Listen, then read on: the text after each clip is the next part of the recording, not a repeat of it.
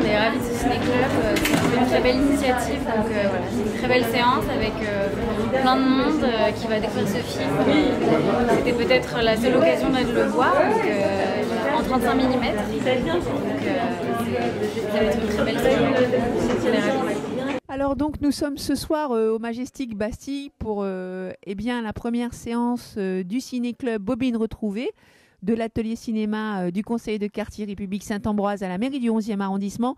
Et c'est avec beaucoup d'émotion que nous allons accueillir Jacques Fansten et puis ses comédiens, notamment Chicky Cario et puis aussi Robin Renucci, qui vont venir nous présenter cette œuvre sans précédent, État d'âme.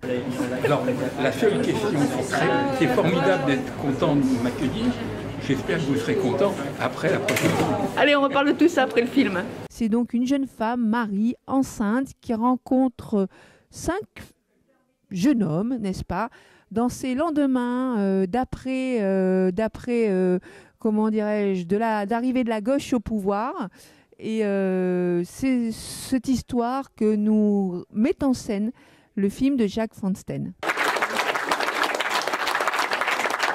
Il se trouve que je suis journaliste, programmatrice, conférencière et surtout passionnée de films rares. J'aime bien chercher comme ça les petites pépites oubliées, introuvables. Et parmi celles-ci figurait État d'âme de Jacques Fansten. Je me suis décidée à lui écrire. Et très gentiment, Jacques Fansten m'a répondu immédiatement. Ça m'a fait très plaisir. Et en plus, m'a proposé de m'envoyer un DVD gravé de la seule copie qu'il avait, qui était de mauvaise qualité, qui a un timecode et tout. Voilà. Et j'ai trouvé que son geste était vraiment super généreux. Pour le remercier, je lui avais promis de tout faire pour organiser une séance publique de ce film, aujourd'hui invisible, et qui, je pense, pourra beaucoup résonner dans l'actualité. Et d'ailleurs, si on a choisi la date du 5 avril, ça n'est pas bien. Ça, c'est aussi autre chose, mais bon. Nous sommes aujourd'hui le 5 avril 2022. Forcément, on ne peut pas laisser de marbre à ces quelques jours du premier tour et de l'élection présidentielle de 2022, puisqu'on a quand même là un film qui est d'une certaine manière aussi un témoignage sur une époque, qui met aussi en scène le pouvoir politique, pour d'ailleurs s'en moquer avec beaucoup de liberté et de jouissance, il faut bien le dire. C'est d'ailleurs ce qui est remarquable dans le film de Jacques Fansten. Donc c'est important ici d'avoir en tête et en mémoire ce contexte politique des élections présidentielles lorsque on découvre État d'âme. Très rapide. J'ai écrit le film en 85. On l'a tourné entre janvier et mars 86 et le film est sorti en mai.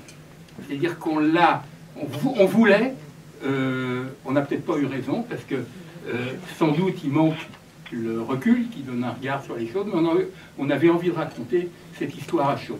Et donc mon premier miracle a été Claude. Le deuxième, c'est on rêvait d'avoir des comédiens qui représentaient un petit peu notre génération.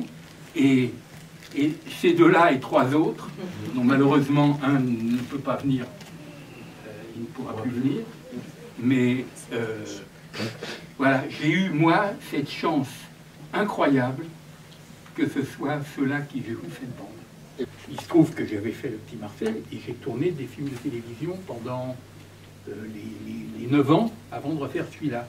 Et un jour, Claude m'a dit, évidemment, si tu refais un film, tout le monde va dire « Ah ouais, c'est de la télé. Donc il faut que tu le fasses en scope. » Et il m'a fait...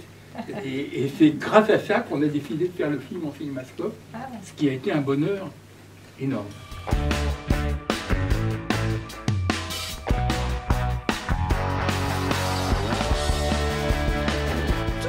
Travail et pour toute cette réussite, ça a été une super soirée, un très beau film, une belle découverte. Et donc, à très bientôt pour un clap 2.